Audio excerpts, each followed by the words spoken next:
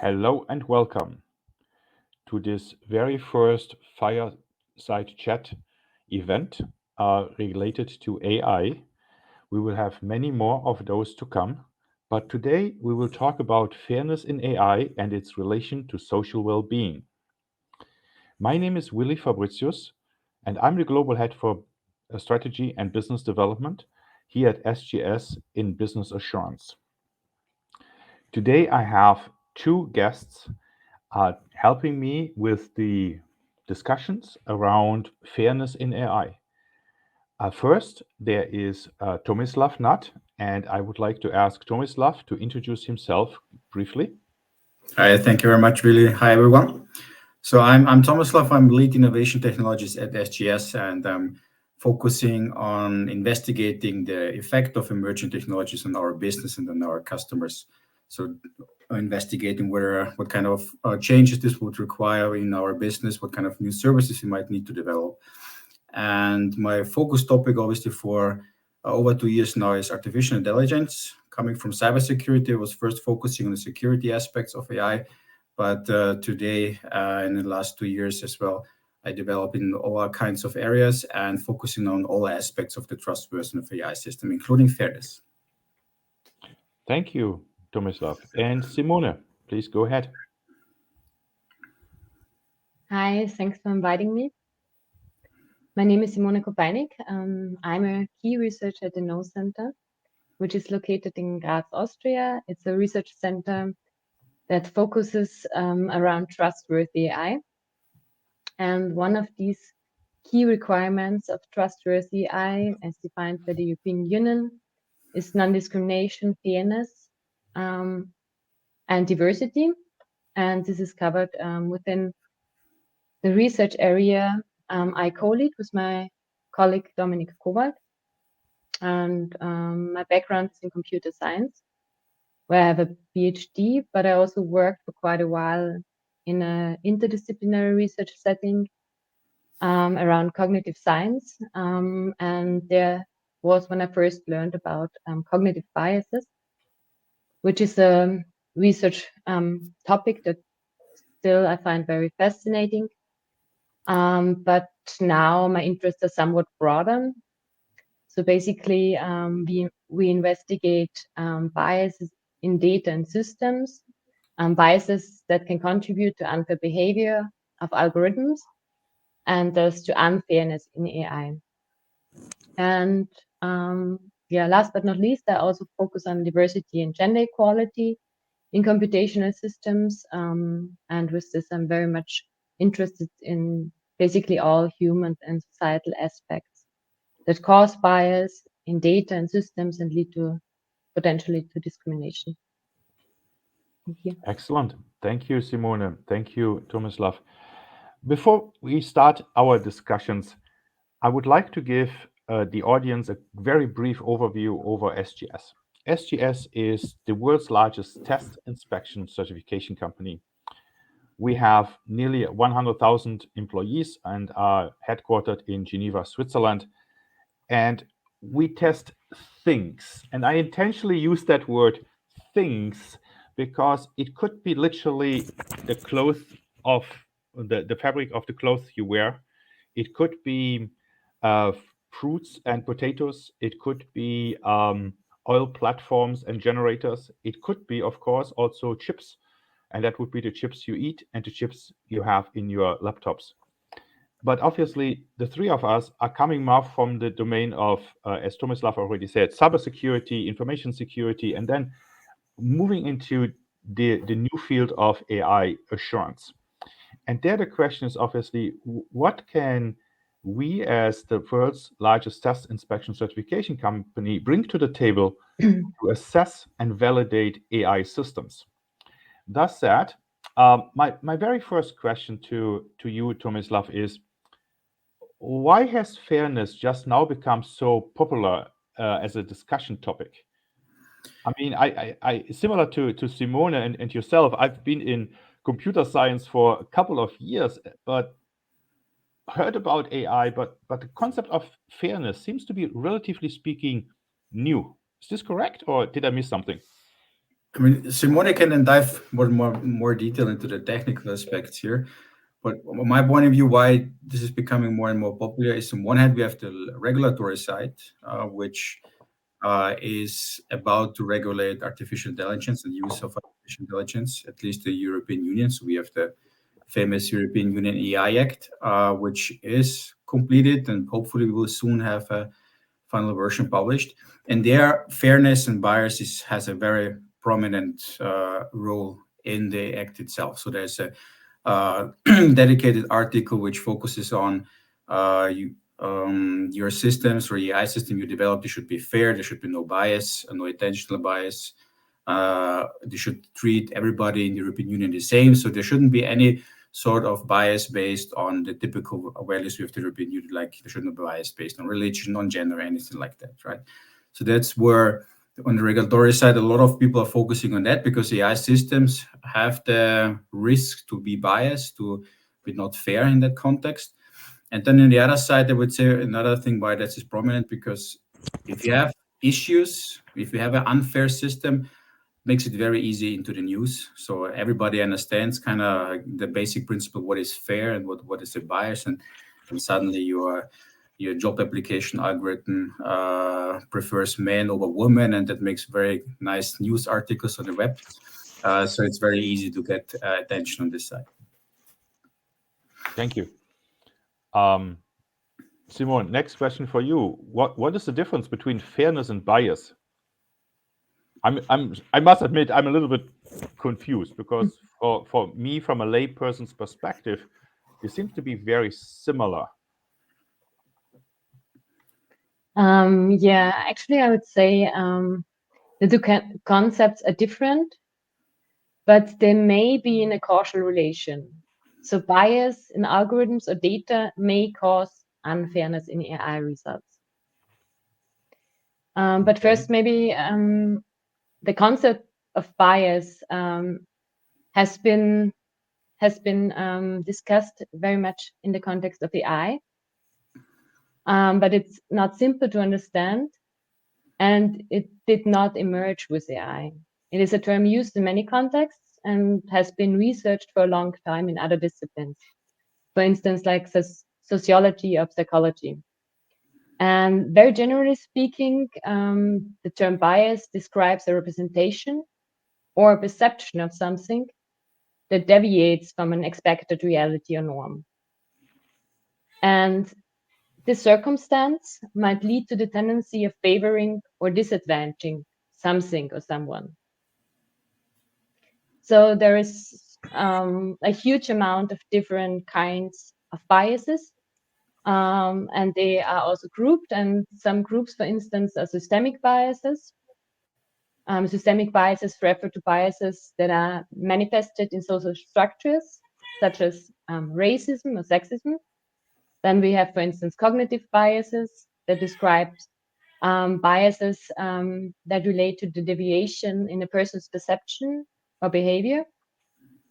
An example for that would be confirmation bias, if you might have heard about it. Confirmation bias describes the phenomenon where someone is more likely to believe something, for instance, reported in the news or any other kind of information, if it aligns with the value system and existing preferences. And in the context of fairness in AI, we also use the terms unfair bias or discriminatory bias. And this describes bias in data or algorithmic outcomes that advantage or disadvantage an individual or a specific group of individuals. And if we find this discriminatory bias in algorithmic outcomes, this violates a fairness constraint. I can also give you a practical example to make it a bit more clear. So very prominent is the job domain, because the job domain has a long history of discrimination towards different individuals and groups. And usually data from the job domain represent male applicants in higher positions, in better paid jobs, and in longer hour contracts. than equally qualified female counterparts. So this is a historical bias. A historical bias is not defined by incorrect data. The data is perfectly correct, but it does not align with our modern times reality or expectations anymore. So it does not represent what we expect from data. And if we use this data with an historical bias, for instance, in a job recommendation algorithm, the algorithm would learn these patterns that are present in the data. And then consequently, it would lead to an algorithmic output that systematically prefers male applicants over females, or recommends better jobs to male applicants than to females. So yeah. So Generally, what could be? Sorry for interrupting, but yeah. what could be done? I mean, the data is what we have, right? Yeah. So now we use that data set and train our AI. Now the AI reacts exactly as predicted based on the data, but not necessarily the way we want it. So what can be done about that? I mean, there are different techniques, bias mitigation techniques that can be applied. There is that data pre-processing.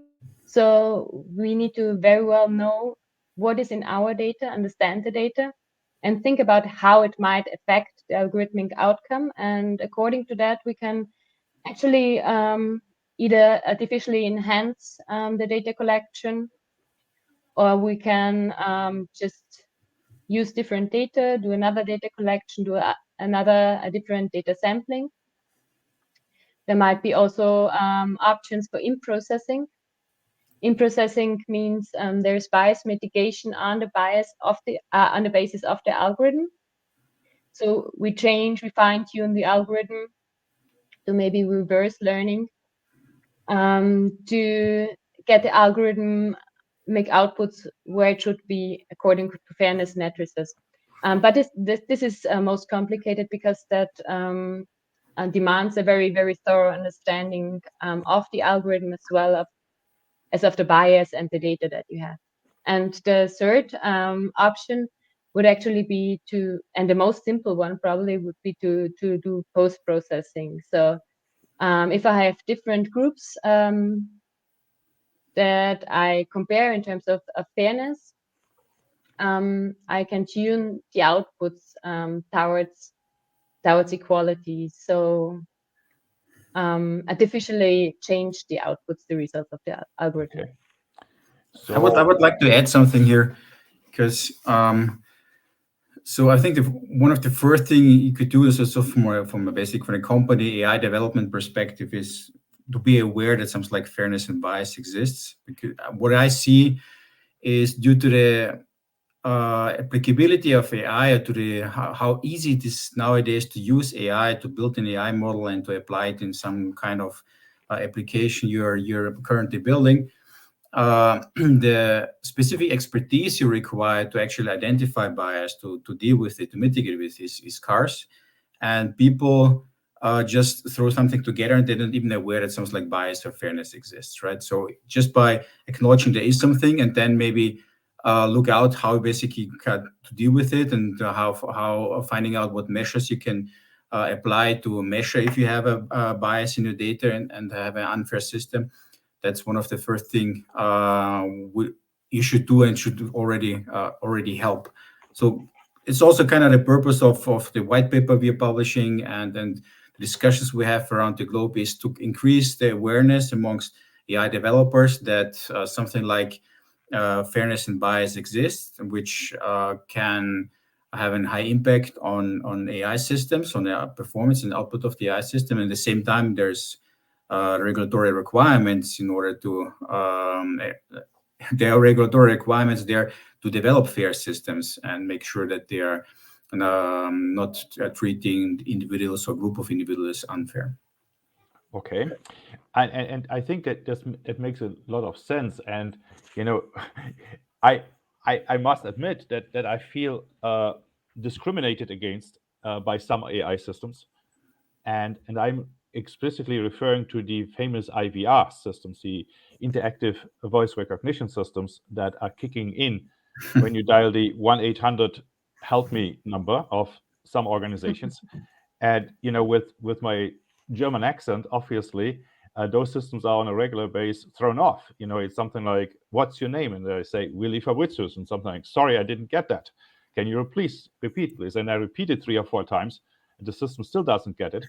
So then I'm getting aggravated and say, "Operator, operator," and interesting enough, that is the keyword that apparently works quite well.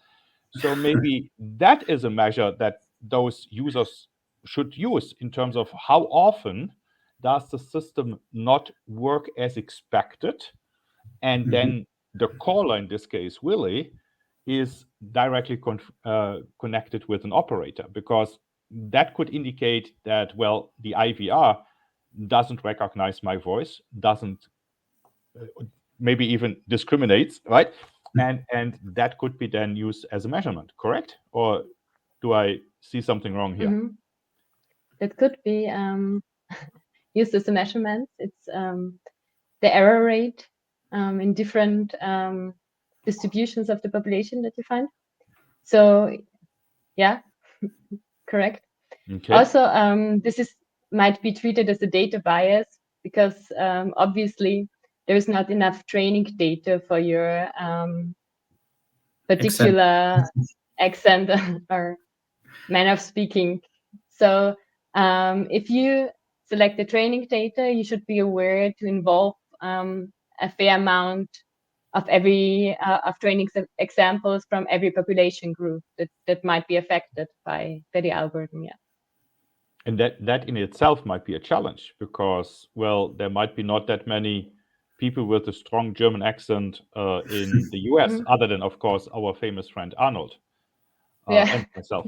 So I mean, it's a big challenge for sure. It's one of the biggest challenges in different applications, and particularly also in the health domain, because we find a long history of discrimination there as well, where most subjects where we collected data from, where our society collected data from, white males, and other minorities and ethical minorities are fairly underrepresented. But also, for instance, sorry, talking too much. Also, for instance, in terms of diseases that are not very common, there's also missing data. I have a question for you, Simone. So, because that's, you give a great example. So, obviously in healthcare system, bias can have quite an impact if your test subjects are just one category and you apply, but you would apply the medicine, for example, on all genders. Since the AI systems are used in healthcare systems, and fairness and bias becomes a more prominent topic, and people are actually looking at, because now it's becoming real technical issues. Do they realize that what they did in the past manually without an AI system, that they were introducing a lot of bias, and just by using AI system now, the first time they actually recognize it, that they have biased data, and they are finally, with the help of AI system, try to get rid of that? No, I think it's a longer discussion already, but it has become broader due to the broad application of AI, because somehow discrimination by machines is more offensive than by humans, it seems. It seems to me society seems more concerned about discrimination by machines than by humans. That's my interesting. perception. That's a good point, because if a person discriminates, we say, yeah, that's just him or her. That's not a big deal, right? I mean, that's just the way he or she is. But if a machine does it, well, then it's the system, and we expect systems to work correctly. But and I mean, back, it's also easier to quantify and prove, right? Yeah, that might be one coming main back issue. to the fundamental question. So how can we measure bias? I mean, I looked at the white paper, And it says something like fairness of AI can, in principle, be evaluated quantitatively. The challenge, however, is to find the right quantitative metrics. And that reminds me a little bit of, KPIs in a business environment. KPIs drive behaviors. Key process indicators drive behavior, just not necessarily the right ones. So we can measure all kinds of things, but whether that measurement in itself tells us something, that's a totally different story, right? And I'm always using that example. If somebody says, "Hey, Willy, how rich are you?" I say, "Well, I have in my wallet $20. Well, that's not really telling us how rich you are. How much do you have on your checking account? And I say, "Well, because you are my friend, I can tell you X amount." And still not the right answer to the correct question, right? What the person really should have asked, net worth. And that is defined and can be calculated. So do we have in AI similar challenges as in asking the right question for the right matrix? Definitely. So, I mean, it's like it very much depends on the context, and it's like when you ask a human judge what is fair, then the judge will most likely say it depends on the context. And same is valid for AI. But we have, of course, matrices, but there need to be human experts that well know or that have experience in and knowledge about what could be effects and could be ethically problematic within this context, and who could be the minorities or vulnerable groups that might be negatively affected by the outcomes, and which one's interests are more important in some sense, because there there's quite a big amount of bias matrices already, or fairness matrices, more than 20. And within the context, and some of them contradict each other. So in the context, we need to decide which one to use, basically. But if we decide which one to use, there is a clear mathematical formulation to apply. Sometimes. Could there be also issues related to different cultures, different value systems? Of course. I guess that's one challenge, how to apply, or how to also transfer AI from one cultural context to the other one and still be compliant with societal norms. Okay. That's also what expectations. Yeah, that's also what we see. So basically, if you would independently assess an AI system to find out if it's fair or not, there are matrices. We have the math to understand it, but the real challenge is, do we have the right domain expert for the specific application? Do we understand the application? Do we understand the data there? So they're just computing at the end. A specific number is easy, but getting the right expertise from a specific domains is the challenging part, and then put it in. So we are not there yet that you basically can teach anybody how assess AI system fair, how to assess a AI system if it's fair. You still need very specific expertise for the specific domain and the specific application the AI system is used for. Okay. So are there any tools available that help to support checking the bias of AIs? Well, yeah. There's a growing number of tools and also libraries that are being developed. Because basically the research field has been really quickly growing within the last few days, motivated by the public interest. And I would say there are 3 tools I know of at the moment that are maintained and widely known, which are AIF 360. This is provided by IBM. Then we have Fair Learn from Microsoft, and a third tool is called Equitas from the University of Chicago.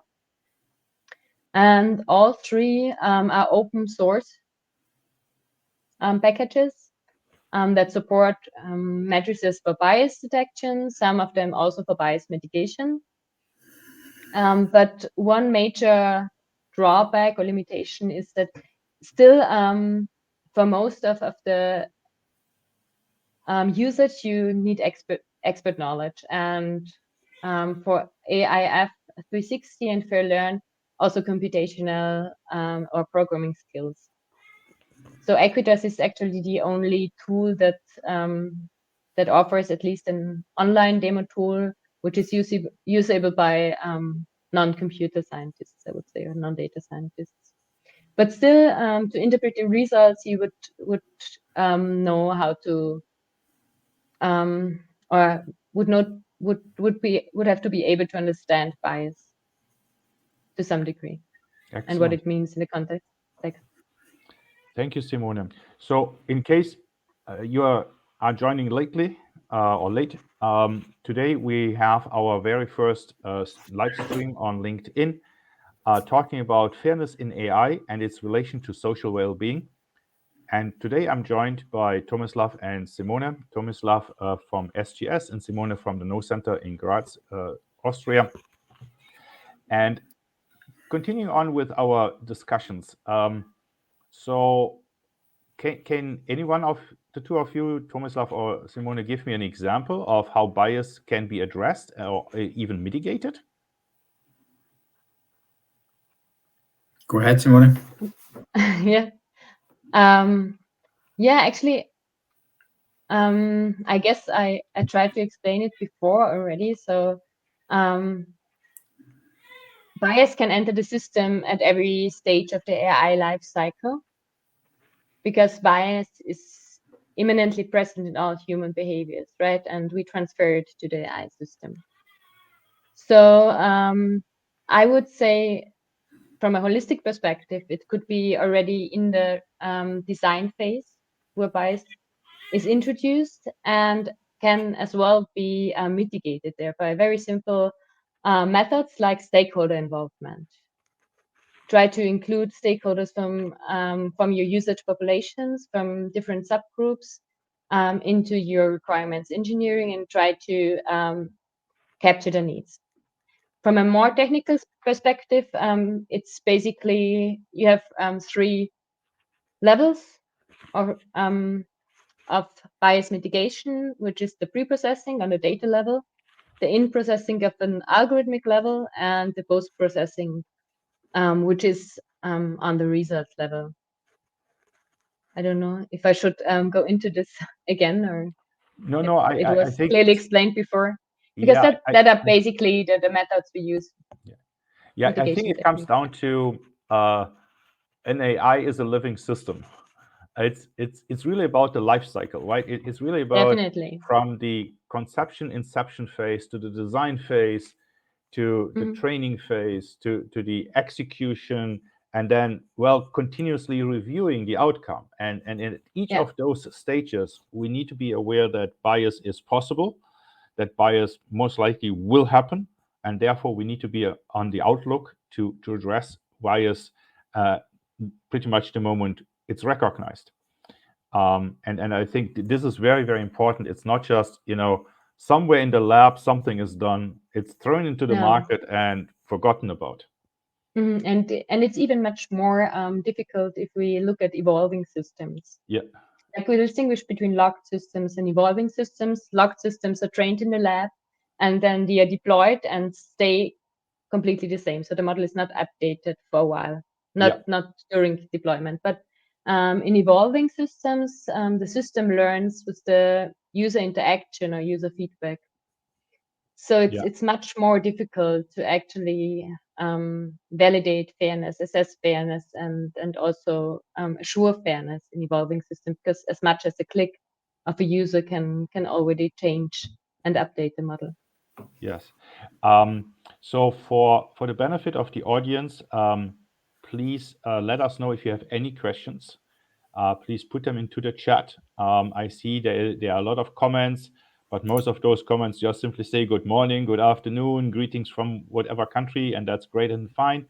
But please also use that capability of the system to ask questions. so that we might be able to answer those questions live during our discussions. Continuing on with another question. So where do you see the biggest challenges in the field?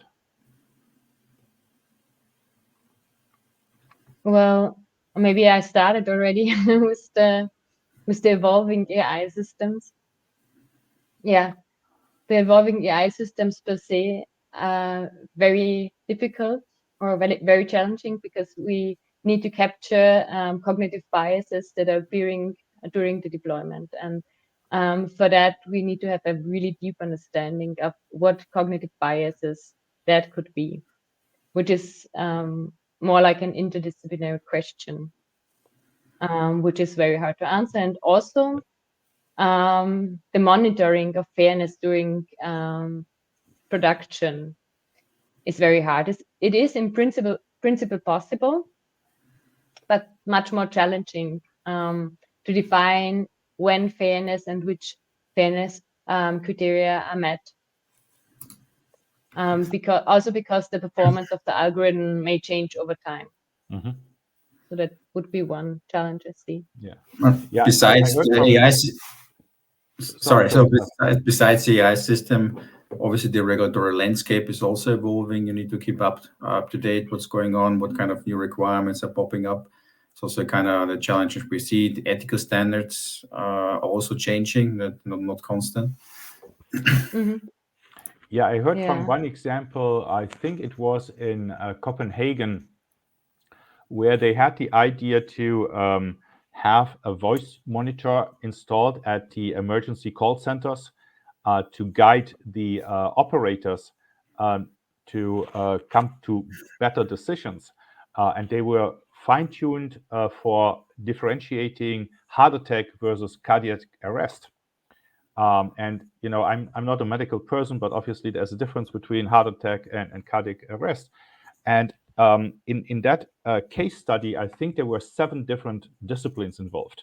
So there were obviously the computer science, the data science, the legal expert, the HR department, and I don't know who else was involved, because all of a sudden they were talking about medical data. They are talking about members of the public. They are talking about the labor law, as in the person who is taking the call, the medical expertise, and so on and so forth. So to your point, Simone, it's a multidisciplinary approach. It cannot be done by just people from with the very same technical background. It really needs to be involving a lot of different disciplines. So I think this is also a very, very important aspect, that it's really multidisciplinary. Mm-hmm. I would also add one thing, which kind of relates to the multidisciplinary thing. What we are discussing today, or what mostly we're discussing and also giving examples for, was kind of human bias, right? You have an AI system which treats individuals or group of individuals not fair, right? But we should also keep in mind that there is basically non-human related bias as well. Just as an example, you develop an AI system which should predict the risk of forest fires, and they use data from a specific environment, use temperature, humidity, rainfall data, anything like that from a specific region, and now they would like to apply it to a completely different continent, and obviously they would maybe expect it works the same, the prediction should be the same, but it's not, because it's biased towards certain conditions and certain environments. Okay. Mm-hmm. I see there is a question that might be interesting in the chat, and it says, I would like to know from the party, what is the disadvantage of the AI system in social life? Don't understand. So I read it again. Maybe you guys understand it.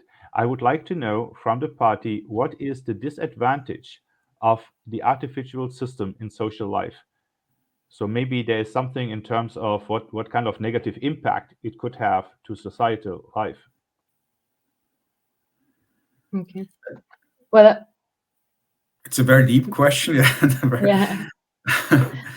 So I would say I wouldn't give an answer to that, because it's a very complex question. It obviously depends on what AI system we are talking about, and etc. But Simone, you wanted to say something? Yeah, I was just thinking that obviously with the growing number of AI application in various areas of our daily life, which is also in the public sector. AI-based decisions might have influence on us as individuals and the society. And this makes fairness in AI an ethical and socially relevant topic. That does not mean it negatively affects you, but if not regulated properly, it might. And that's why I guess the skepticism towards AI in the population is significant. I mean, there are distinguishing factors about how likely are people to accept AI applications if they know about, and we are talking about 30% of people in general that are not willing to trust AI applications. So I do understand that, because partly there are a lot of AI incidents reported in media, and there is still a lack in information towards society. And there, with the EU AI Act, there are regulations, and this might also foster trust, but it's still in a very early stage, I would say. Yeah, and I think that there's another component, and this is, I think, that many people don't realize that they are already using AIs. The other day, I had a separate webinar, and I had a poll question that said something like, so how many of you are using AI once per year, quarterly, monthly, weekly, daily? Nobody said daily. The overwhelming majority of people said, quarterly and annually. And then I said, well, sorry, bad news. We are all using it daily. Hey, Siri, dial home. Hey, Alexa, change the channel. IVR systems I mentioned earlier. AI systems are around us. We all are using AI systems daily. We just simply don't know any longer that those systems we are interacting with are already powered by AI. That said, there is another interesting question I would like to throw at you guys, and this is, in what ways do you believe an independent governing body could enhance the identification and mitigation of bias in AI systems? And how should such a body interact with the AI developers and the stakeholders to balance innovation with ethical considerations? Okay, just let me reread the question. It was a long one. I don't see it.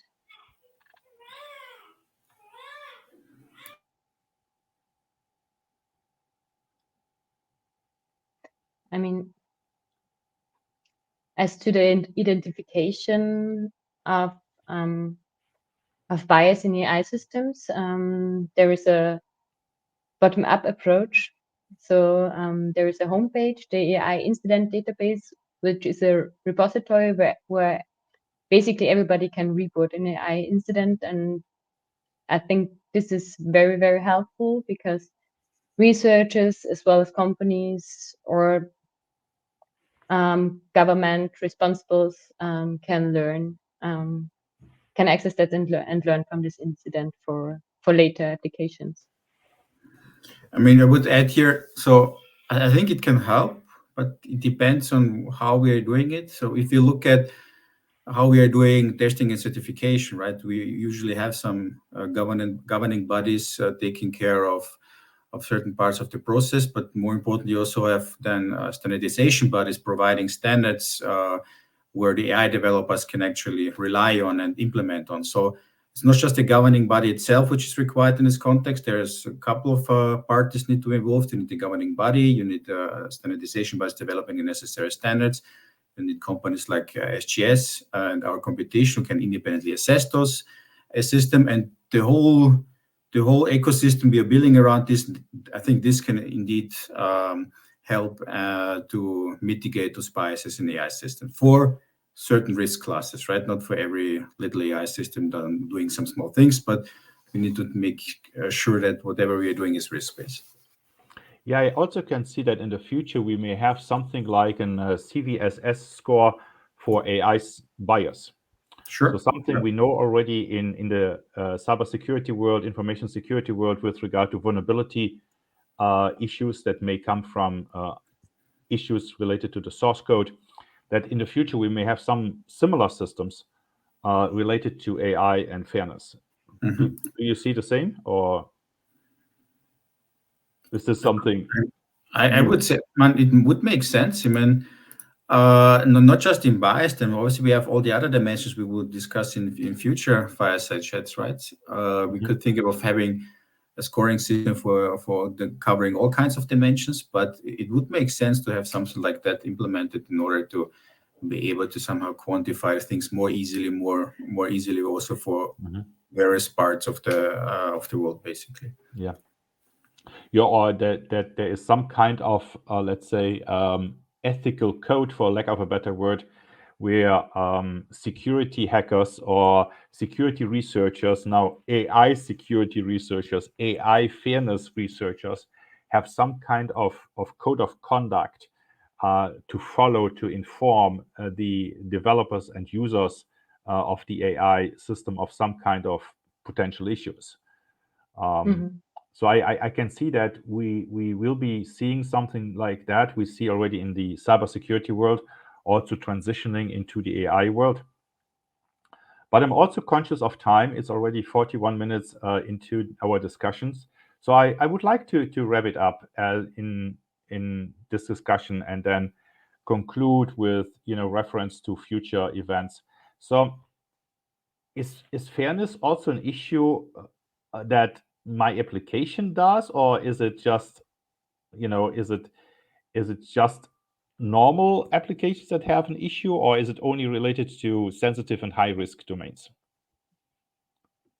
No, I mean, fairness constraints can relate to all kinds of applications for sure. Yeah. It is more crucial in sensitive domains because it might highly affect people in a negative way. Like if you have a bias in criminal justice predictions or in the healthcare system, that leads to consequences that have long-term negative effects on people in comparison to I don't know. I get bad movie recommendations. Yeah, or the inconvenience of an IVR not recognizing my name. I mean, that's an inconvenience. That's an annoyance. Exactly. On the other hand, if it is in legal systems or in healthcare, it could literally mean life and death. Yeah. And that's obviously a huge difference. Yeah, but also, I mean, for companies that provide AI, it is also relevant if it's not a sensitive domain, because it might lead to poor reputation or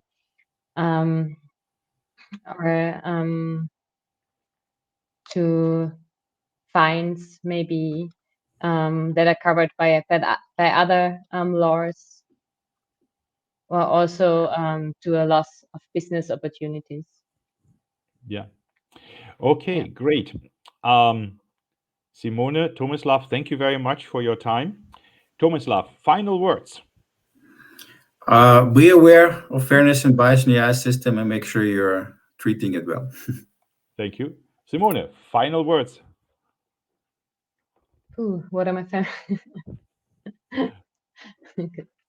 Well, I guess my final thought is that I really hope that fairness in AI gets even more attention in society, and we can regulate some of the existing problems and biases.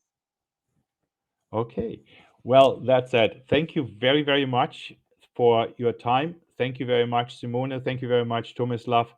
And more importantly, thank you very much to the audience for participating, listening, and contributing with questions to this fireside chat series, or start of the series.